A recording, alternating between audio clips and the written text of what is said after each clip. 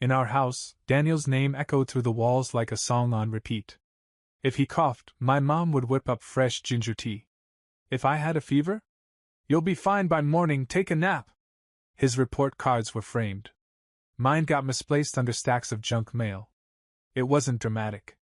There was no screaming, no slammed doors, no "I hate yous." Just absence. Emotional silence. I'd come home from school to find the family at dinner without me. "Oh, we thought you'd eaten already," my dad would say, eyes not even leaving the TV. When Daniel turned 13, he got a party with 30 kids, a rented VR setup, and a magician. For my 16th? A quick, happy birthday, before my mom asked if I could mow the lawn before guests arrived for Daniel's cello recital. I wasn't jealous. I was starving. By the time high school ended, the message was loud and clear. Daniel was going places, and I was on my own. He got accepted into a private university. My parents celebrated like he'd won an Olympic gold. Me? I quietly enrolled in community college and picked up my second job. I didn't even tell them. Mornings, I stocked produce at a grocery store. Evenings, I delivered pizzas with a half-broken GPS and a leaky soda bottle rolling under my seat.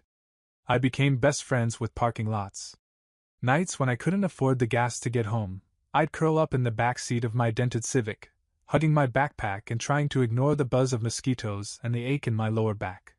Still, through all that, the exhaustion, the isolation, the skipped meals, I held on to something irrationally hopeful. A dream. I'd stare at streetlights through foggy windows and picture a future.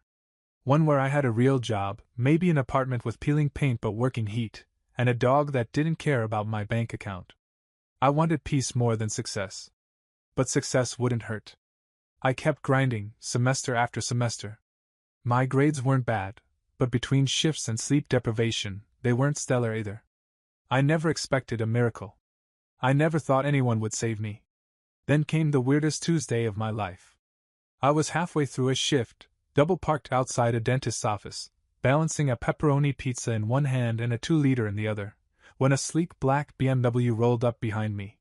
The windows slid down, and I saw a face I hadn't seen in almost a decade. "Michael?" the man said, squinting. He looked like an older version of a family photo, same jawline, same eyes as my dad, but with better shoes. It was Uncle Rick. The rich one. The one who my parents always said was too arrogant for his own good, and probably cooking the books. He hadn't shown up to a holiday dinner since I was 12. I blinked at him, standing there in my grease-stained polo and name tag. "Uncle Rick?" I said, shifting the pizza box awkwardly. He leaned back in his seat, whistled, and laughed. "Well, damn. You're all grown up. You delivering now?" I nodded, cheeks burning. "Yeah. Just part-time." His smile faded, just a bit. "This your main gig, or?" I shrugged. "2 jobs plus classes." Rick stared at me for a moment, then reached into his wallet and handed me a business card. "Come see me tomorrow," he said. Seriously. I didn't know what was happening yet. But it was the first time in years someone looked at me and didn't see a disappointment. The next morning, I stared at the business card like it was some kind of trap. It was heavy, thick cardstock, the kind you only see in movies or LinkedIn brag posts. Rick Carlton. Founder and CEO, StraightX Holdings. It looked like money. Part of me expected him to ghost. Or maybe it was a joke. But something in his voice yesterday had sounded real. Curious. Maybe even concerned. I took the bus downtown, wearing the cleanest clothes I had, khakis that still fit from high school and a shirt I ironed with a hotel hair straightener in a gas station bathroom once. I didn't know what a CEO's office would smell like, but it sure wasn't garlic knots and sweat. When I stepped into the StraightX building lobby, I felt like I'd entered another universe. Marble floors. Plants that didn't look fake. A receptionist with an earpiece who looked at me like I was a glitch in the Matrix. "Michael?" she said after confirming my name. "Mr. Carlton is expecting you. Elevator to 18. By the time I reached the top floor, I was already sweating. Not from nerves, from sheer disbelief. Uncle Rick's office had a glass wall view of the entire city, and the kind of leather furniture that made you feel unworthy to sit down. He stood when I walked in and shook my hand like I wasn't just his nephew, but someone who mattered. "You made it," he said. "Coffee?" Sure." He poured it himself. No assistant. No dramatic. "Have a seat." Lying. Just casual, like we were equals. "I gotta be honest, Mike," he said, handing me a mug. "I didn't expect to see you hauling pizzas. Your dad always talked like you were doing fine. Said you were at school, working on some tech stuff." I laughed, a short, bitter sound. "I'm at community college. Work 2 jobs. Sleep in my car half the week." "So yeah? Tech stuff." Rick's eyebrows rose. "Jesus." He looked genuinely stunned. "That's what they let happen to you." I shrugged. I guess they had bigger plans for Daniel. Rick was quiet for a long second, then walked to his desk and grabbed a folder. "Well, I've got a summer intern spot that just opened up. Pays well. Nothing fancy at first, spreadsheets, research, maybe helping with onboarding. But you'd be working under my operations manager. Learn fast, show initiative, and I'll open bigger doors." I stared at him, unsure if this was some elaborate hallucination. "Why are you doing this?" Rick leaned back, expression soft. "Because when I was your age, your grandfather did nothing for me. And I promised myself if I ever saw someone in the family being treated like I was, I'd do the opposite." That hit harder than I expected. No one had ever stood up for me, let alone a relative who barely knew me anymore. I swallowed, blinked a few times, and said, "I'll take it." Rick grinned. "Good. You start on Monday. Get yourself a decent shirt. We don't do polos with cartoon pizza logos around here." As I left the building, walking past the fountain and shiny black town cars, I caught my reflection in a window. I looked tired, underdressed, and completely out of place. But for the first time in my life, I didn't feel invisible. Day 1, I walked into the Stratex office looking like a kid who wandered into the wrong building during a school field trip. My thrift store khakis were too short, ankle breezy, my shirt collar wouldn't lie flat no matter how hard I begged it, and my shoes squeaked every step. I sounded like an anxious mouse sneaking across a waxed floor. The receptionist handed me a welcome packet and badge like she was giving me a second chance at life. "Welcome aboard, Michael," she said brightly. I smiled back, even though my stomach was doing cartwheels. When the elevator opened on the 18th floor, the difference in air pressure felt psychological. Everyone here walked like they knew where they were going, like they had a favorite sushi place and a stock portfolio. I met Kareem, my direct supervisor, whose voice had the power of 5 espressos and a TED Talk. He wore a button-up that probably cost more than my entire high school wardrobe and socks with ducks on them. "Let's not pretend this isn't weird," he said, shaking my hand. "Your uncle's a big deal. But I don't do nepotism, I do results. That cool with you?" "More than cool," I said. "Terrified, actually." He laughed. "Perfect. You'll do fine." The first few days felt like someone dropped me in a foreign country with nothing but a broken phrasebook. People threw around acronyms like they were playing bingo: KPI, ROI, CRM, QBR. I was 2 abbreviations away from crying. But I stayed late. Took notes. Watched how people dressed, spoke, and scheduled their calendars like small gods of Outlook. Rick popped in every couple days, not in a showy "look at my charity case" way, but quietly. "Need anything?" he'd ask, sipping a double espresso that smelled like money. "A nap and a brain transplant," I'd say. He always smiled and said, "You're already doing better than you think." That hit me harder than I wanted to admit. No one had ever told me I was doing okay, let alone better than I thought.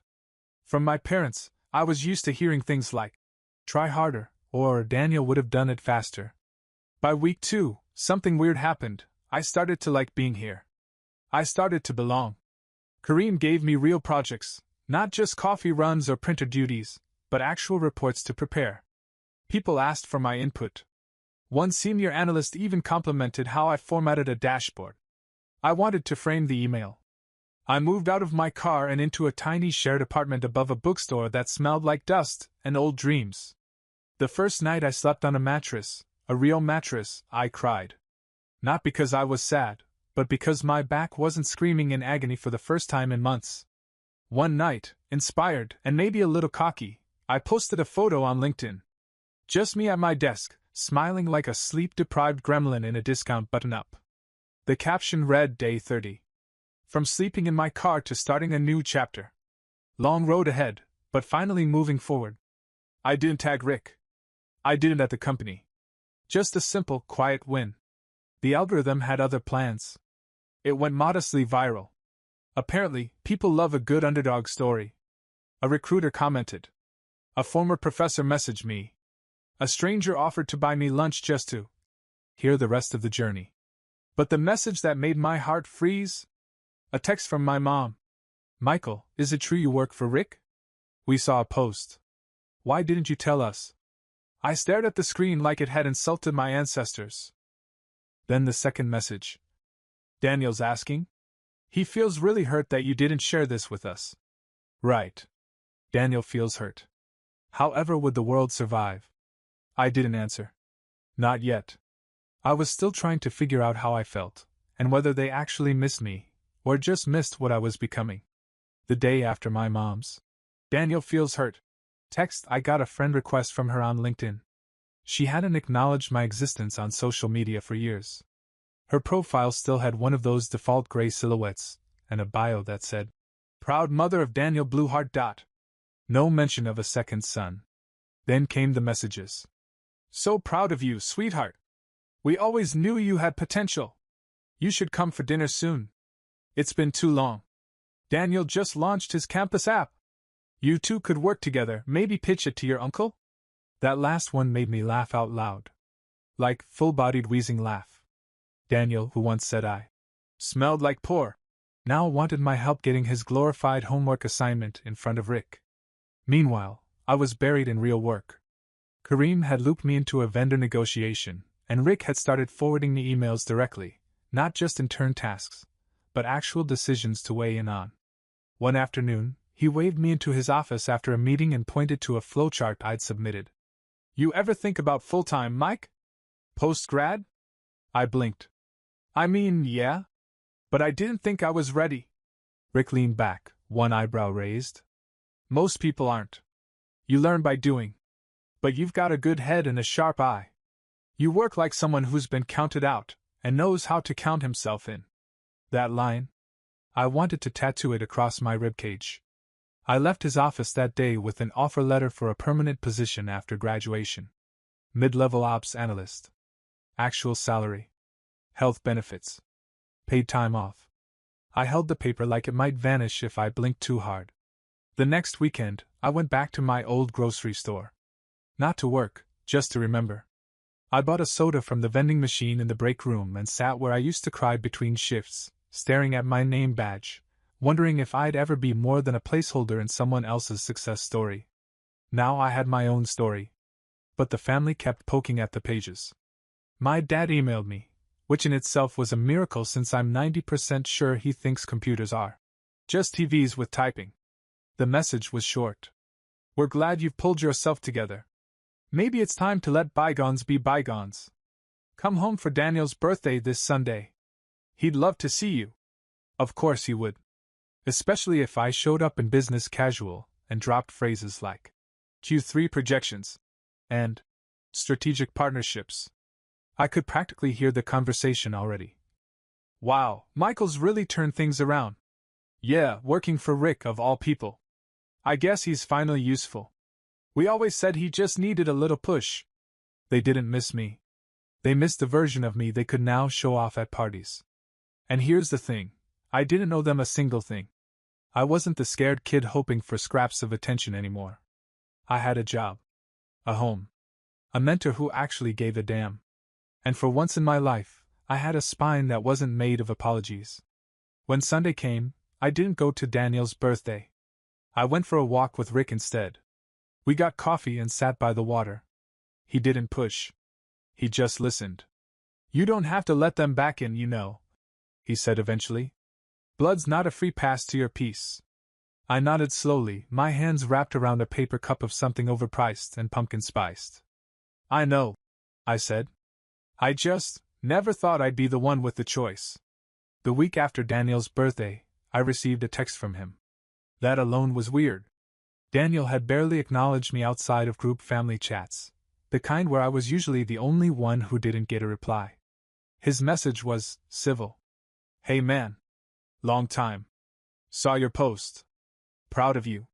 Would love to catch up sometime." I stared at it for a long time.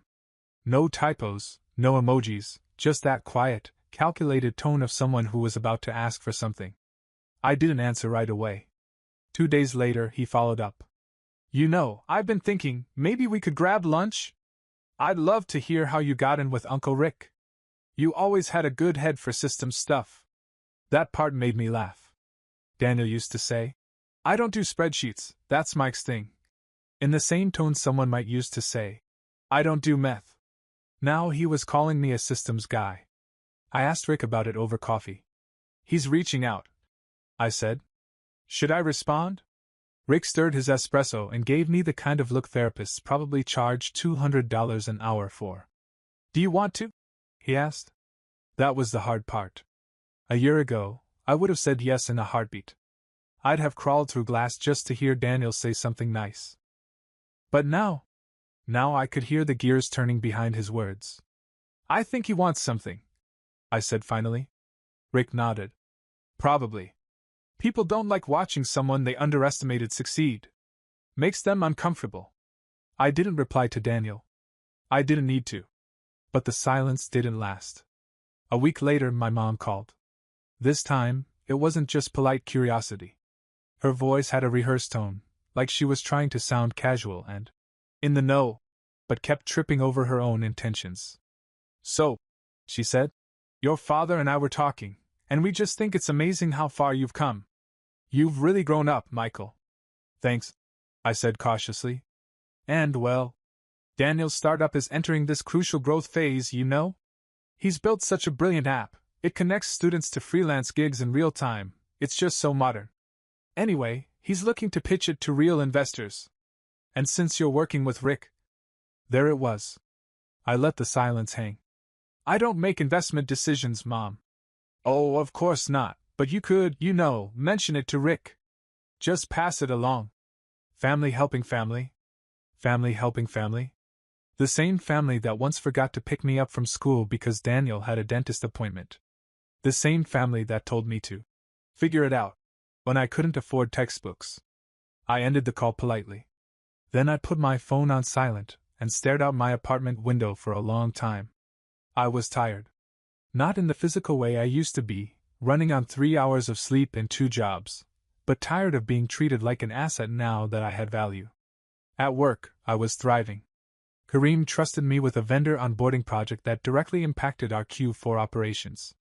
I presented in a meeting for the first time, me, the guy who used to sweat through his shirt just asking for time off at the grocery store. But at home, if I could even call it that, the emotional math hadn't changed. I was still a tool, a connection, a means to an end. That night, Rick called me for once. "I've got an invite to a private networking event this Friday," he said. "Small group. Founders, investors, a few ops leads. Want to come?" I hesitated. "Won't I be out of place?" "You're already in the room, Mike," he said. "Time to stop standing in the hallway." I stood in front of my closet, a laughably small one, trying to decide which shirt made me look like I didn't accidentally wander into a millionaire mixer off the street. The only thing hanging that didn't scream, "Intern at Best Buy," was a charcoal blazer Rick had gifted me a few weeks earlier. It still had the tags on. I'd never had anywhere worthy enough to wear it. Until now. The networking event was held at a rooftop venue downtown, the kind of place with champagne that tastes like wealth and tiny hors d'oeuvres you need a translator to pronounce. Everyone looked like they were either about to close a merger or steal a spaceship. Rick met me at the elevator. "Looking sharp," he said. "Nervous?" I nodded. "On a scale of 1 to identity theft?" "Very." He clapped me on the back. "You belong here more than half of them. Just don't say synergy unless it's an emergency." The first 10 minutes were terrifying. I hovered near the cheese platter like it was home base in a game of corporate tag. But then someone asked me about my work, and I answered, cautiously at first, then with confidence I didn't know I had. By the end of the night, I'd swapped business cards with the supply chain director, had a full conversation about logistics AI, and only knocked over one tiny wine glass. Rick watched me the whole time, not like a bodyguard, but like someone who knew exactly how far I'd come. As the crowd thinned, he leaned over and said, "You didn't fake a thing tonight. That's how you know it's real." I smiled. And for once, I believed him. The next morning, reality punched back in the face, in the form of Daniel, standing outside my apartment. I don't know how he found my address. Probably Mom. She never met a boundary she didn't cross like a finish line. He looked exactly like I remembered: designer hoodie, perfect haircut, and the smugness of someone who's never had a bounced check in their life. "Hey," he said like we'd spoken yesterday. "Hope this isn't weird." "It is," I said, not opening the screen door. "Look, I just want to talk. 2 minutes. Please." Against my better judgment, I let him in. He walked around like he was on a real estate tour. "Wow, this is nice. You've really upgraded. I didn't invite you for a walk through." He sat on my couch, and looked at me like we were equals. Like he hadn't ignored every struggle I ever had. "So," he said casually, "I've got something to ask. And I wanted to do it face to face. Man to man." I didn't say anything. Just crossed my arms. "My app, Freelance Link, it's getting traction. Campus Buzz. We're beta testing next month. I want to pitch it to Rick, and I figured, since you're in the loop, maybe you could grease the wheels a bit." There it was. The ask? I let the silence stretch. "Look," he added quickly, "I know we weren't always close, but you have to understand, Mom and Dad, they always pushed me so hard. I didn't have it easy either." "That was rich." "You had a car before I had a mattress," I said. "You had tutors, coaches, every opportunity. And I got ghosted at my own birthday." He winced just slightly. "That was a rough year." "No, Daniel. That was just my life." He looked stunned. Maybe he thought I'd roll over. Maybe he still thought I was that same tired, hungry kid too desperate to say no. But I wasn't. "I'm not your in," I said firmly. "If your idea's good, pitch it on your own. I'm not your shortcut." He stood up, his expression souring. "Wow. So you finally get a whiff of success and now you're too good for your own family?" I stared him down. "No," I said. "I'm finally good to myself. There's a difference." He didn't slam the door on his way out. That would have required conviction. Instead, he left with the same entitlement he walked in with, annoyed the world didn't give him what he asked for. That night, I told Rick what happened. "You did the right thing," he said without hesitation. "People will try to ride your momentum. Especially the ones who never helped you build it." I nodded, heart pounding. Drawing a boundary shouldn't feel like war. But when you've spent your whole life being stepped on, even standing still can feel like rebellion. The Monday after Daniel showed up uninvited, I walked into work 10 minutes early. Not because I had anything to prove, but because I finally wanted to be there. Kareem gave me a nod as I passed his office. "You've got that promotion walk," he joked. I laughed. I thought that was just called posture. At lunch, Rick pulled me aside. We went to a little cafe across the street, the kind where coffee is served in glasses, not cups, and everything smells vaguely like truffle oil and tax brackets. "I've been watching you," Rick said between bites of overpriced salad. "You're sharp. You listen. You lead quietly, but people follow." I blinked. "Thanks? That's not a compliment," he replied. "It's a warning. Because people are going to notice. Which means they'll start testing your voice." I wasn't sure where this was going until he slid a folder across the table. It was a proposal, a full internal project involving our logistics system. And at the bottom? Project lead Michael, last name. "You want me to run this?" He nodded. "We'll give you a small team. Nothing huge. But this is yours. Start to finish." It wasn't just a promotion. It was trust. Proof that I wasn't a charity case or a family favor. I had earned this. That night, I walked home slower than usual. Not because I was tired, but because I wanted to soak it in. I stopped at a street vendor and bought a falafel wrap, then sat on the steps outside my building like I used to when I couldn't afford groceries. Back then, I ate cold pizza crusts and pretended I wasn't crying. Now, I was sitting under the same streetlight, but I wasn't the same person. The confrontation with Daniel had left a mark, sure. I'd replayed it in my head a dozen times. Thought about what I could have said differently. Whether I should have been kinder, harsher, colder. But every time I ran through the memory, I landed on the same truth. I didn't owe him softness just because we shared DNA. I didn't owe him anything. That thought scared me less and less every day. Back at work, I hit the ground running. The project Rick gave me wasn't easy. It required coordinating across departments, wrangling data, and figuring out why our vendor chains still had the response time of a dial-up modem. But for the first time in my life, I wanted the hard stuff. It felt like building a future with my own hands instead of begging to be included in someone else's. And people noticed. Kareem gave me his old standing desk. Don't get cocky, I hate sitting. And my inbox went from, "Hey, can you fix this spreadsheet?" to, "Mike, can you lead this call?" One afternoon, I caught my reflection in the office glass during a video conference. Shirt pressed. Hair not terrible. Focused. Confident. And I thought, so this is what it feels like. To not need permission to exist. Rick stopped by my desk at the end of the week. "So," he said, "feel like you're finally on the path?" I nodded. "Yeah. And it's mine. That's the best part." He smiled. "Told you, you had the brain. You just needed a place where people weren't trying to dim the light." We walked up together that evening, past the downtown lights, past the life I used to chase from the outside. And I realized something that made me pause for just a moment. I wasn't chasing anymore. I was choosing. It was a Saturday morning when I got the email. Subject: Family brunch, let's reconnect, Red Heart. Sent by my mom. CC'd to everyone. Me, Dad, Daniel, some cousins, even Great Aunt Linda, who still signs her texts. Love, Aunt L. The message was coated in sugar but hollow inside. "We're so proud of how far you've come, Michael.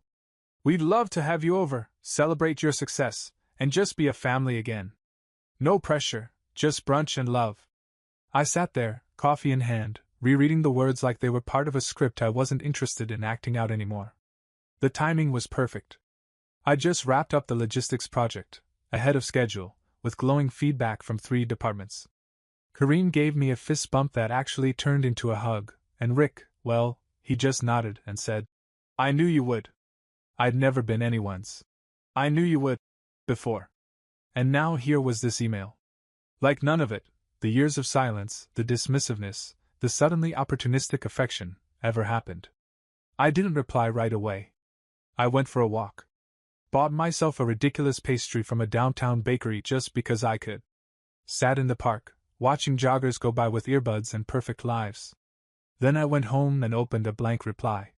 And I wrote this. Subject: Family brunch, let's reconnect, Red Heart. Hi Mom. Thanks for the invite. I appreciate the gesture.